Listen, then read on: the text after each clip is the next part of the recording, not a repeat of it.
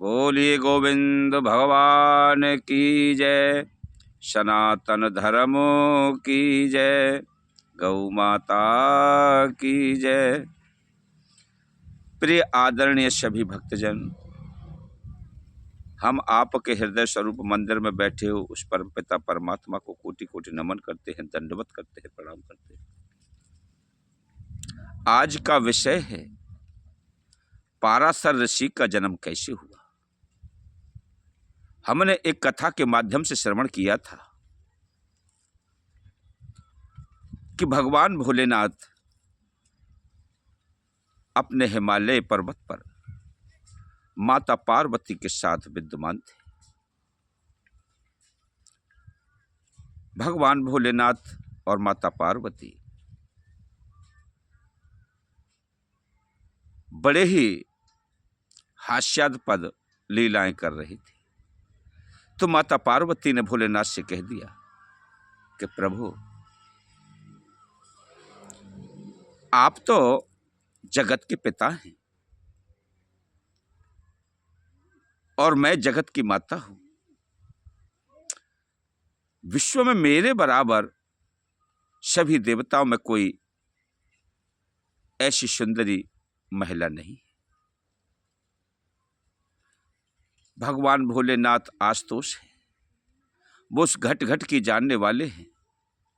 उन्होंने उनके अहम को समझ लिया कि माता पार्वती जी के हृदय में ऐसा अहम का अंकुर प्रकट हो रहा है कि मैं सर्वोपरि हूं। अरे मेरे से बड़े तो भगवान श्री हरि विष्णु हैं, मेरे से बड़े ब्रह्मा हैं, मेरे से बड़े सभी देवता हैं। मैं अपने को कैसे बड़ा मान सकता हूं। भगवान भोलेनाथ ने एक संकल्प लिया कि क्यों ना हम पार्वती जी के अहम को नष्ट करें। वो किस प्रकार से करें। उन्होंने अपने एक लीला रचाई। उन्होंने माता पार्वती से कहा कि हे पार्वती, हम दोनों ग्रस्त बंधन में बंधे हुए हैं। आप हमारी अर्धांगिनी हैं, हम आपके पतिदेव हैं। तो हम चाहते हैं कोई ऐसा यज्ञ अनुष्ठान करें कि जिसमें कि हम सभी देवताओं को भोजन जमा सकें, साधु संतों को भोजन जमा सकें और यज्ञ में आहुति पूर्ण करके देवताओं को प्रसन्न कर सकें। तो माता पार्वती ने कहा कि ठीक है नाथ, आप जैसा चाहते हो आप वैसा कीजिए। भगवान भोलेनाथ ने सभी देवताओं पर पातियां पठा दी, सभी संत महान पुरुषों पर अपनी सूचनाएं भेज दी।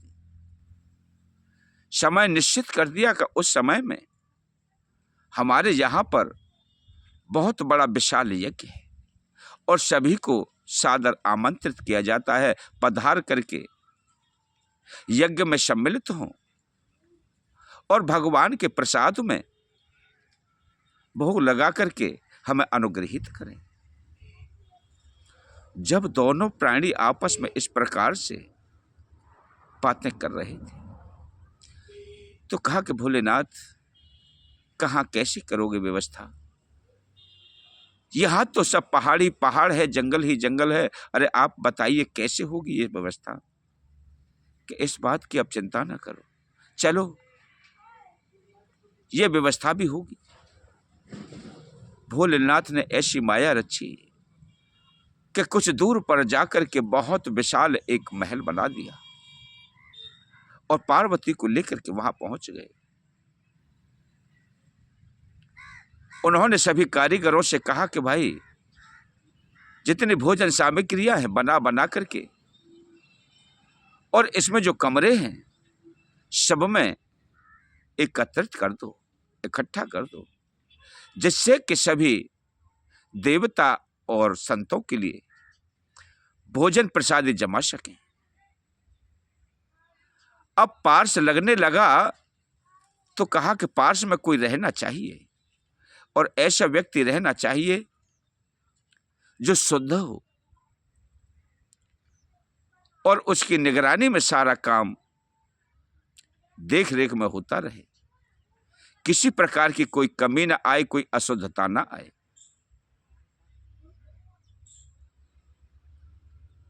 तो भोलेनाथ ने माता पार्वती से कहा, पार्वती आप ऐसा करो कि पार्श्व में जाकर के वह किस किस वस्तु की आवश्यकता है वह पास में जाकर के देखो और उसकी निगरानी रखो, क्योंकि उसमें कोई अंदर ना आ पाए। जो भी सामग्री बने वो सब आपको देनी है। ठीक है प्रभु। जब माता पार्वती उस पार्श्व में पहुंच गई और भोलेनाथ अपनी माया को किस प्रकार से दिखाते हैं कि माता पार्वती को एक साथ खांसी आई। जब खांसी के साथ जो बलगम आता है, थूक आता है, वो उनके मुखार बिंदु से वही जमीन पर गिर पड़ा। जब थूक गिर पड़ा तो माता पार्वती ने बड़ा शोध करके चिंतन किया कि हाय विधाता, ये क्या हुआ। अब तो सारी सामग्रियां पूर्ण हो चुकी हैं और पार्श्व खंडित हो गया, मेरा थूक निकल गया, अब कैसे करूं। उन्होंने इधर उधर ताका झांका, लेकिन बुद्धि ने काम नहीं किया। जब बुद्धि ने यह काम किया, अरे एक उपाय तो है कि ये पारा रखा है, पारे से इस गिरे हुए थूक को ढक दे। उस पारे से उस थूक को ढक दिया और अपना कार्यक्रम सुचारू रखा। अब भोलेनाथ अपनी लीला को किस प्रकार से रचा रहे हैं कि सभी देवता वहां पर पधारते हैं, सभी साधु संत पधारते हैं, वहां पर काफी जनसंख्या आ जाती है, भीड़ लग जाती है। उसी समय भोलेनाथ ने एक अद्भुत लीला रचा दी कि उस पारे के नीचे से एक बच्चे की रोने की आवाज आने लगी। अब कैं कैं की आवाज जब बच्चे की होती है और वहां के जब कि किसी चीज की आवाज हो ही नहीं रही थी, तो सभी देवता और संत व्याकुल हुए कि भाई पार्श्व में ये बच्चे की रोने की आवाज कैसे आई, इसमें क्या हो रहा है। तो जाकर के देखा कि पारे के नीचे एक नवजात शिशु है।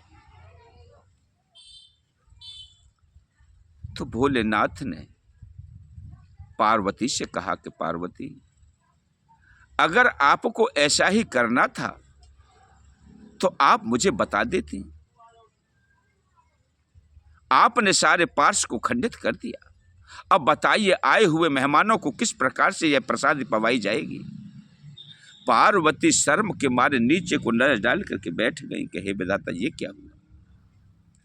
जबकि पार्वती ने उन्हें जन्म नहीं दिया था, लेकिन आक्षेप तो पार्वती को आ गया कि बच्चे को जन्म उन्होंने दिया है पार्श्व में। अरे ऐसी स्थिति तो बता देती तो आपको पार्श्व के अंदर प्रवेश ही क्यों करने देते, अलग रखते। जब वह पारा उस पारे के नीचे से निकाला तो उसी बच्चे का नाम पाराशर ऋषि रख देगा।